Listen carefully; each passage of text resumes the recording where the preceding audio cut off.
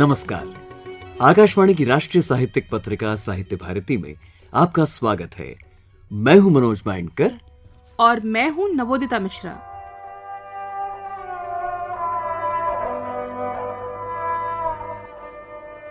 न तेरी करुणा का था पार, तू था सत्य पुत्र तेरा था, बंधु अखिल संसार, आज सभ्यता। समग्र भारतीय साहित्य को एक अथाह महासागर की उपमा दी जाए तो उसकी संघटक इकाइयां यानी यहां की विभिन्न भाषाओं बोलियों में होते आ रहे सृजन, अनेक धाराओं के अंतर्गत किए जाते रहे लेखन और इन सब की अलग अलग विधाओं को नद या नदियों के रूप में देखा ही जा सकता है, बल्कि इस पूरे समीकरण में कई छोटे छोटे झरने भी शामिल हैं। ये खूबसूरत मंजर कल्पना ही सही एक मनोरम उदाहरण है इस बात का कि भाषाएं और शैलियां एक दूसरे से जुड़ती रहती हैं, एक सशक्त समावेशी इकाई बनने की दिशा में। जैसे हजारों वर्षों से निरंतर चली आ रही पारस्परिक समृद्धि की मिसाल भारत की समग्र साहित्य धारा।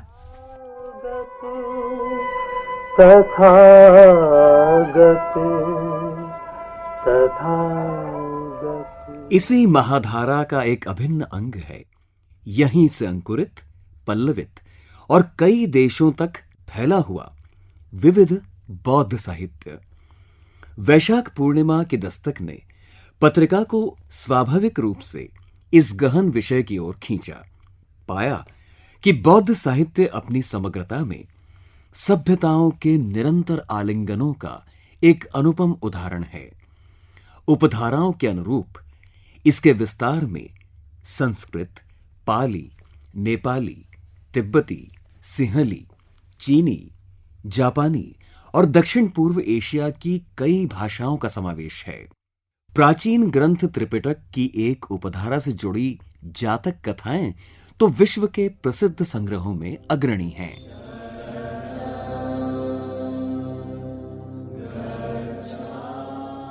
आधुनिक काल में बौद्ध साहित्य और लेखन से जुड़ी कुछ विभूतियों का कार्य याद आता है। 19वीं सदी के मध्य में डेक्कन कॉलेज पुणे के प्राध्यापक, कवि और पत्रकार एडविन आर्नल्ड ने मशहूर ग्रंथ लिखा द लाइट ऑफ एशिया। दशकों बाद साहित्य इतिहासकार आचार्य रामचंद्र शुक्ल ने इसका हिंदी अनुवाद किया।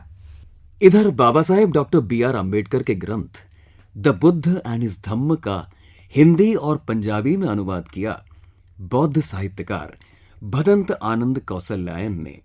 महापंडित राहुल सांकृत्यायन, कैलकाटा यूनिवर्सिटी में संस्कृत और पाली के प्राध्यापक Beni Madhav Barua, Mahabodhi society of India के सह संस्थापक बोधिसत्व अनगारिका धर्मपाला और गोवा के बौद्ध विद्वान आचार्य धर्मानंद कोसंबी का भी इस दिशा में योगदान अतुलनीय है। बौद्ध साहित्य को आधुनिक विश्वग्राम या प्राचीन वसुधैव कुटुंबकम के परिप्रेक्ष्य में भी देखा जा सकता है।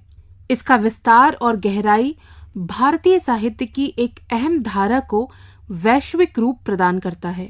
अंतर्राष्ट्रीय संबंध जैसे क्षेत्रों में इस सुदृढ़ माध्यम की हमेशा अहम भूमिका रहेगी।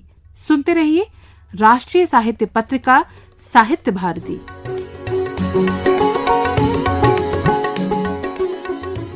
पत्रिका का आज का पहला पड़ाव है वाराणसी। बौद्ध शिक्षा के पहलुओं को टटोलती है ये प्रस्तुति। आइए सुनते हैं।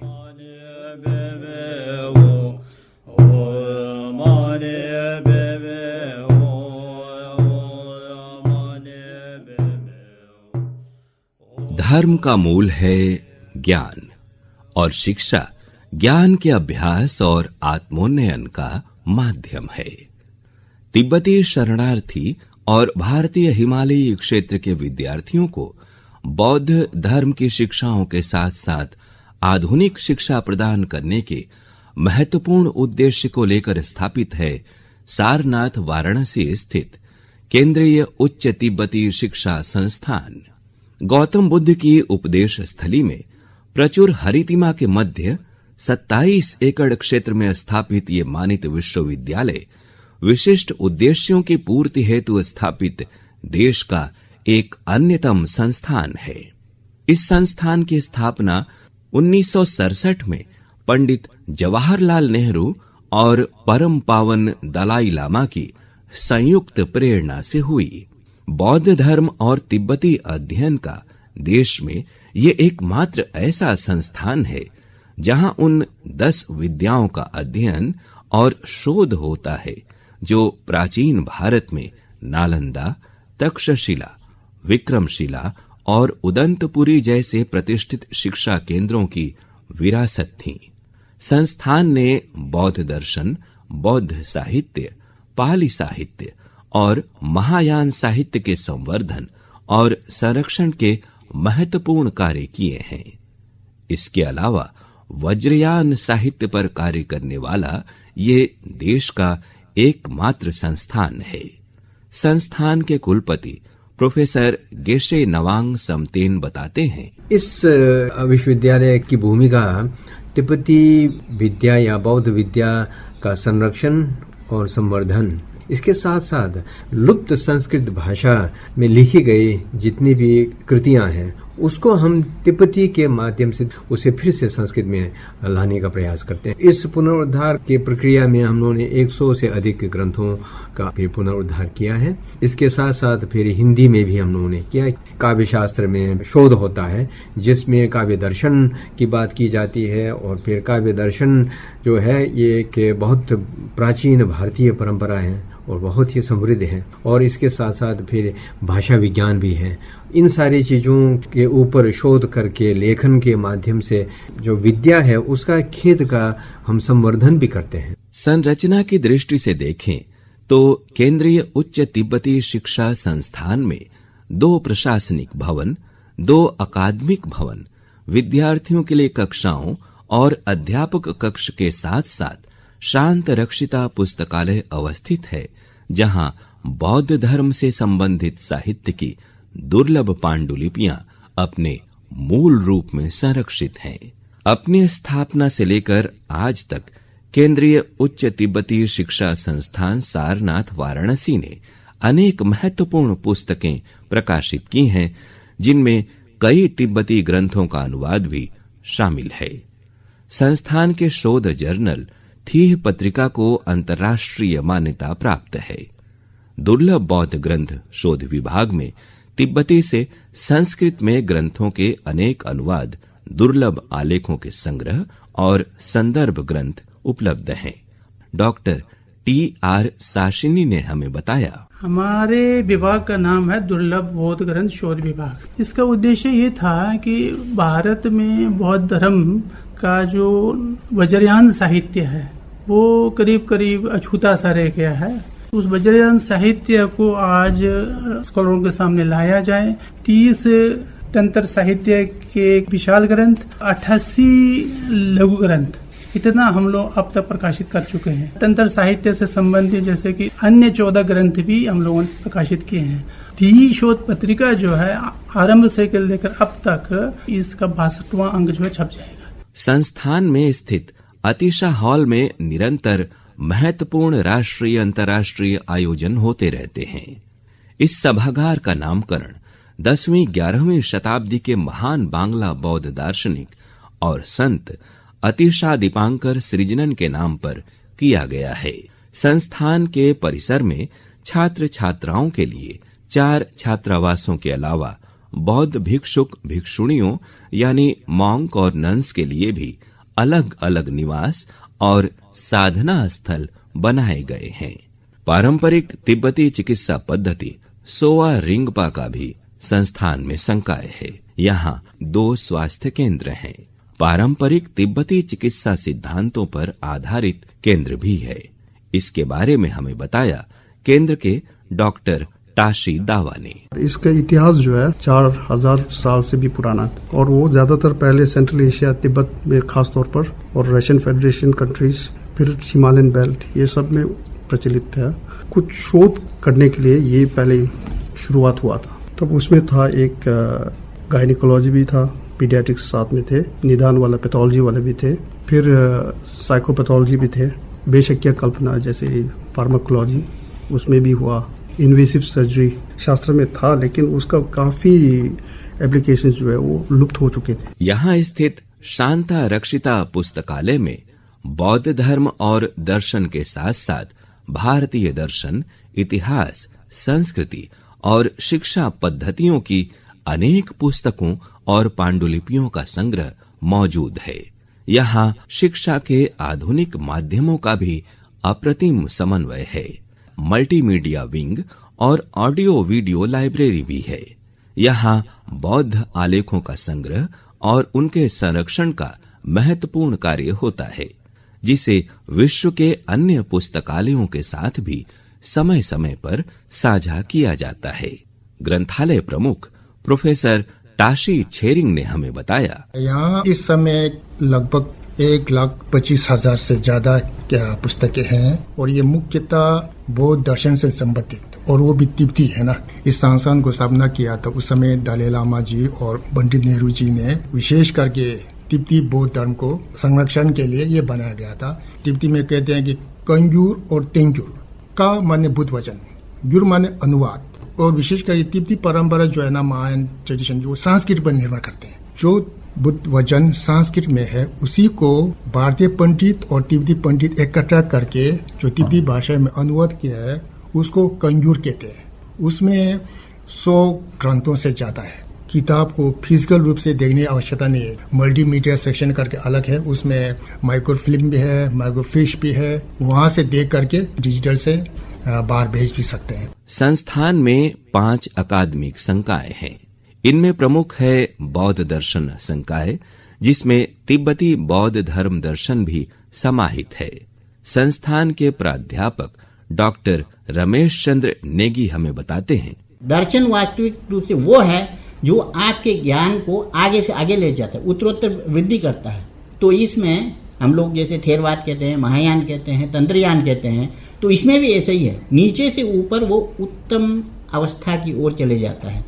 यहाँ प्राचीन और आधुनिक भाषा संकाय भी स्थित है, जहाँ तिब्बती, पाली, संस्कृत, हिंदी और अंग्रेजी का अध्ययन होता है।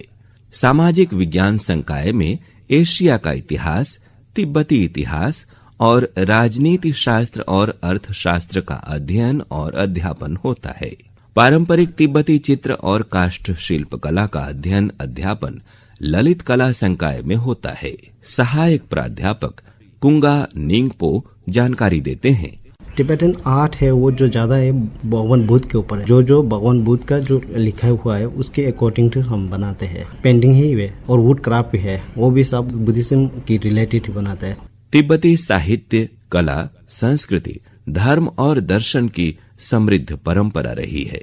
इस धरोहर के संरक्षण और संवर्धन की दिशा में महत्वपूर्ण कार्य किया है केंद्रीय उच्च तिब्बती शिक्षा संस्थान ने। वस्तुतः प्राचीन समृद्ध तिब्बती शिक्षा परंपरा के आधुनिक शिक्षा पद्धति के साथ समन्वय का अनुपम उदाहरण है केंद्रीय उच्च तिब्बती शिक्षा संस्थान। यहाँ बुद्ध की शिक्षाओं के स्वर हैं, तो शिक्षा के जरिए मानव मात्र के कल्याण और उत्थान की संकल्पित समर्पित भावना भी विद्यमान है।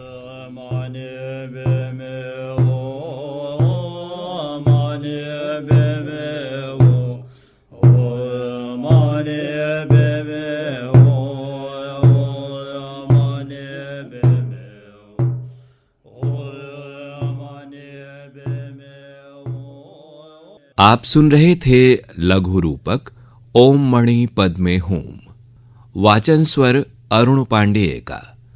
प्रस्तुति सहयोग हरेंद्र आजाद और अरुण पांडेय। तकनीकी सहयोग दिवाकर धर द्विवेदी। लेखक और प्रस्तुतकर्ता राजेश कुमार गौतम। ये लघु रूपक आकाशवाणी के वाराणसी केंद्र पर तैयार किया गया।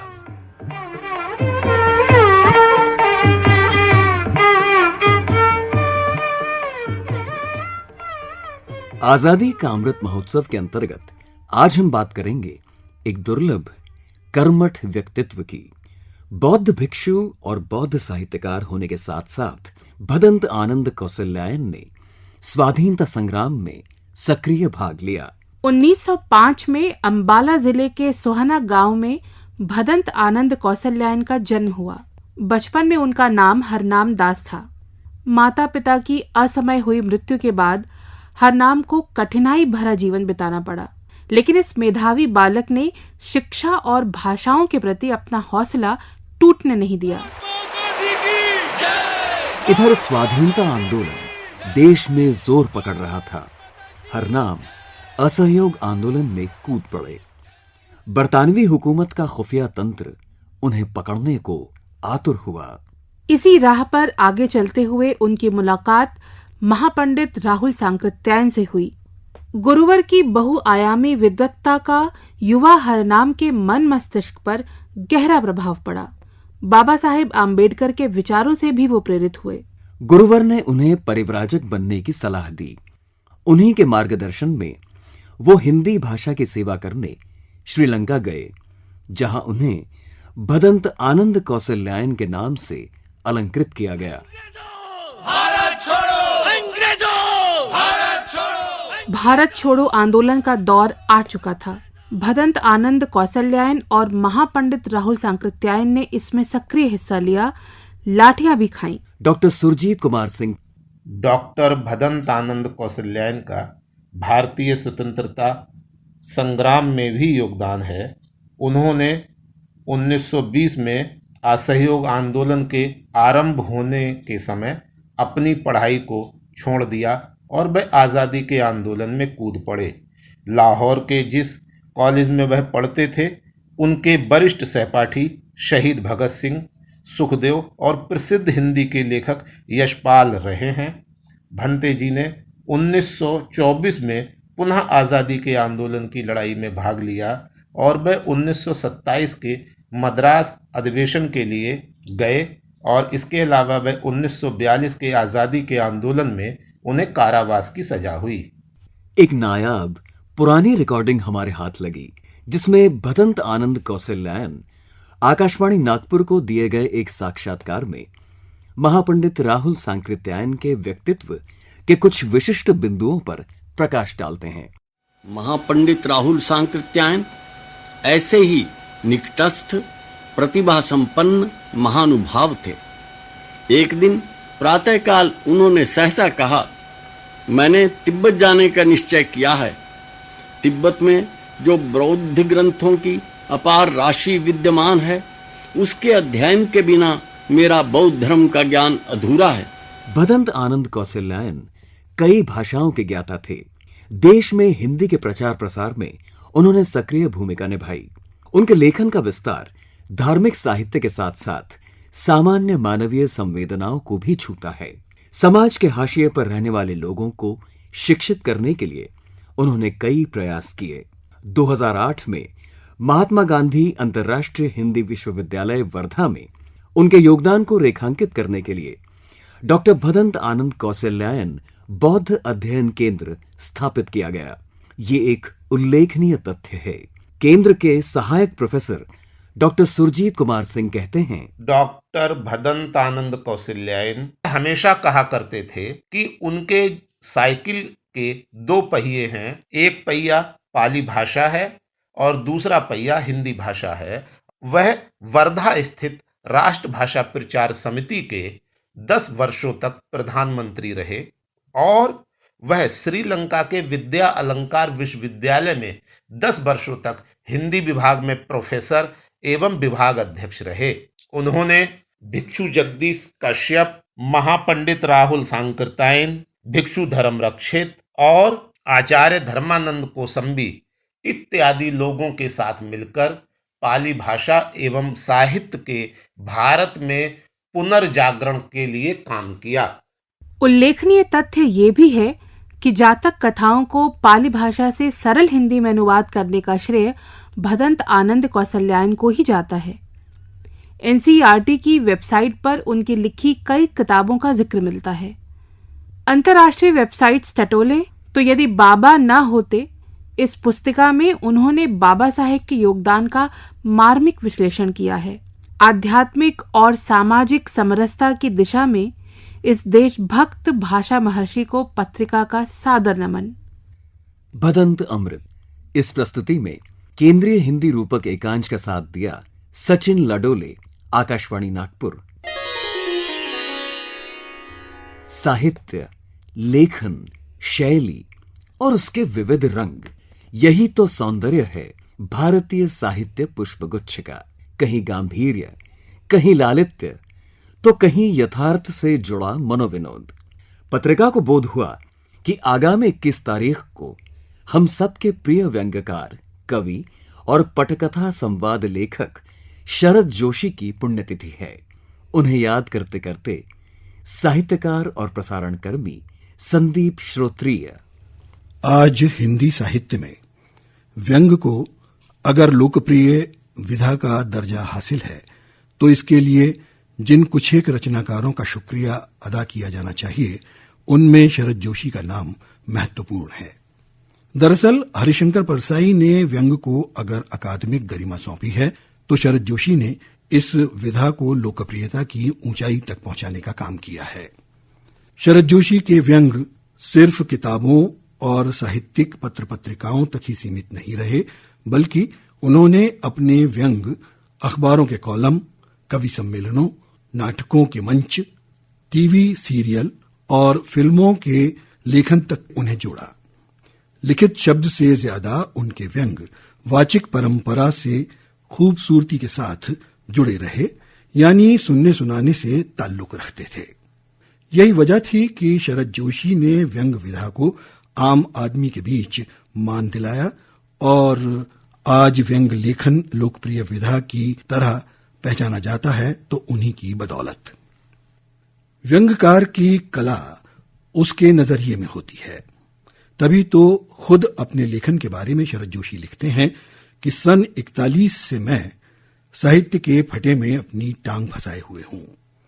फटा तब से ही फटा ही है और मेरी टांग भी वहीं है। उम्र के साथ बुद्धि का थोड़ा बहुत विकास होने पर मैंने लिखना नहीं छोड़ा और अब तो लिखना छोड़ना चाहूं तो लिखना मुझे नहीं छोड़ता। शरद जोशी की पैनी नजर देश दुनिया के किसी भी कोने तक पहुंच जाती थी और उनके ब्यौरों में परत दर परत हर सच को पूरी तरह उजागर करके सामने लाने की ताकत थी। उनकी ये शब्द यात्रा इस कदर रोचक होती कि आप आह भी करते और वाह भी। अफसरशाही उनके पसंदीदा विषयों में से एक था।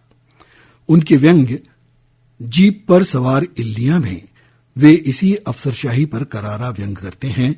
जब कृषि अधिकारी इल्ली उन्मूलन की प्रगति देखने के लिए खेतों में गए तो लेखक ये सोचकर उनके साथ हो लिया कि चलो इसी बहाने पता लग जाएगा कि चने के पौधे होते हैं या फिर झाड़।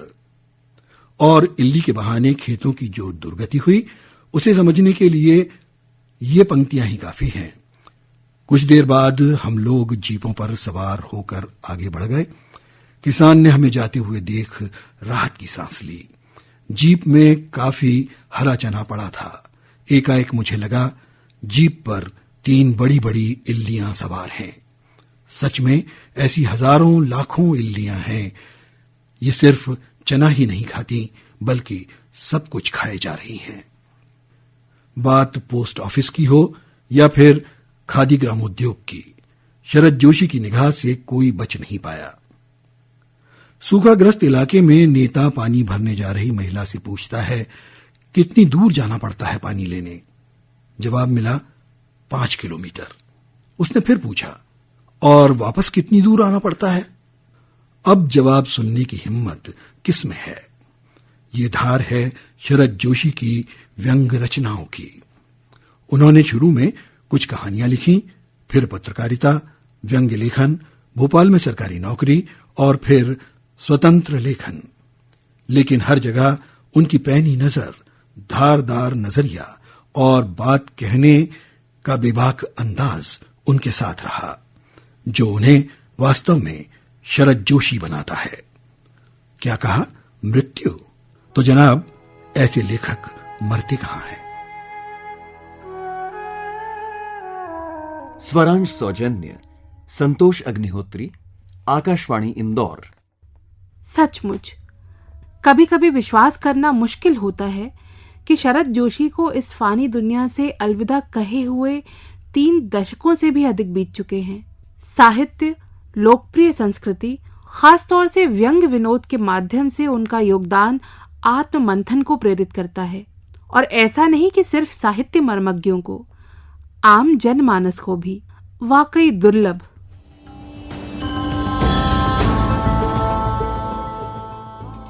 नागालैंड में अन्य राज्यों की तरह कई बोलियां भाषाएं हैं। विलुप्ति की कगार पर खड़ी आओ बोली के संरक्षण और प्रसार की दिशा में किए गए अनूठे प्रयासों के लिए शिक्षाविद पत्रकार टी सेंका आओ को पद्मश्री से सम्मानित किया गया।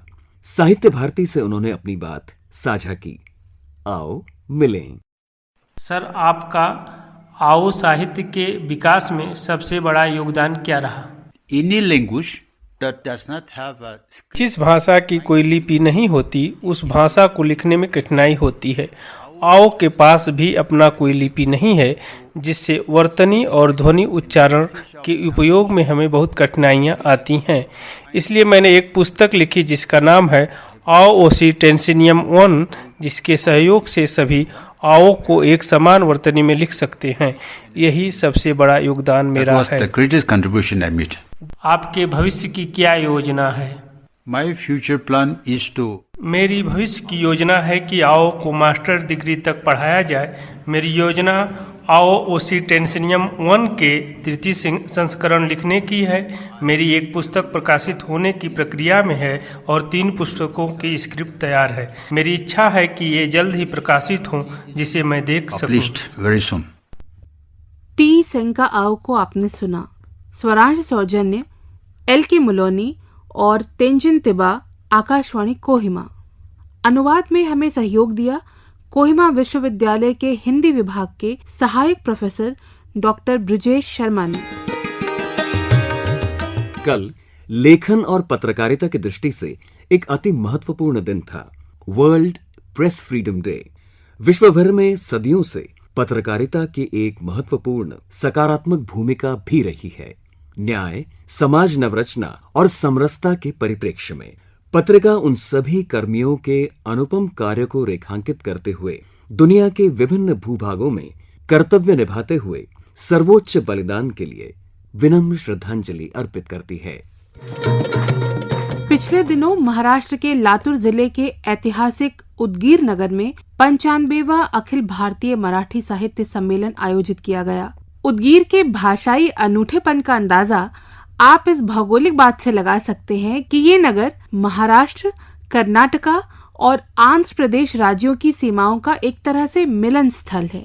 आपको ये भी बता दें कि पहला मराठी साहित्य सम्मेलन सन 1878 में जस्टिस महादेव गोविंद रानाडे की अध्यक्षता में पुणे में संपन्न हुआ था। समय का ये पड़ाव साहित्य जगत की कुछ मूर्धन्य हस्तियों के जीवन चक्र के साथ गहराई से जुड़ा हुआ है। गुरुदेव रवींद्रनाथ ठाकुर, सुमित्रानंदन पंत, आर.के. नारायण, विनायक कृष्ण गोकक और वीर सावरकर के अतुलनीय साहित्यिक योगदान को पत्रिका का नमन। मनोज माइंडकर और नवोदिता मिश्रा को अनुमति दीजिए। नमस्कार।